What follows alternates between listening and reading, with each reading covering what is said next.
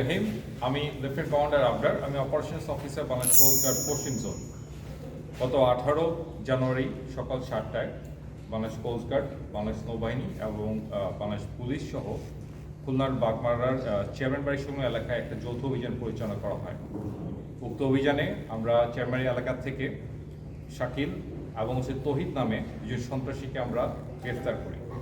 পরবর্তীতে এই সন্ত্রাসী দলের তথ্যের ভিত্তিতে আমরা খুলনার বাগমারা, চেয়ারম্যানবাড়ি, টুটপাড়া এবং তৎসংলগ্ন এলাকায় সাঁড়াশি অভিযান পরিচালনা করি এবং উক্ত অভিযানে আমরা একটি বিদেশি রিভলভার, একটি 7.65 মিলিমিটার রেঞ্জের একটি পিস্তল, একটা ম্যাগাজিন, 7 রাউন্ড তাজা গোলা এবং 350 গ্রাম গাঁজা উদ্ধার করি।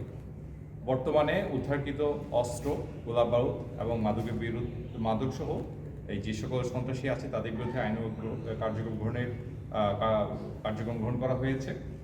এবং আপনাদেরকে এটা বলে রাখতে চাই যে আগামী যে ত্রয়োদশ জাতীয় নির্বাচন উপলক্ষে বাংলাদেশ কোস্ট গার্ড এই অত্র এলাকা আমাদের দায়িত্বপূর্ণ যে এলাকা আছে সেখানে শান্তি শৃঙ্খলা বজায় রাখার জন্য কঠোর অবস্থানে রয়েছে এবং আমরা আমাদের সাধ্যমতো সর্বোচ্চ চেষ্টা করে যাচ্ছি যাতে করে এই নির্বাচনটা একটা অবাধ, সুষ্ঠু এবং নিরপেক্ষভাবে অনুষ্ঠিত হয়। বাংলাদেশ কোস্ট গার্ডের এমন কার্যক্রম ভবিষ্যতে অব্যাহত থাকবে। ধন্যবাদ।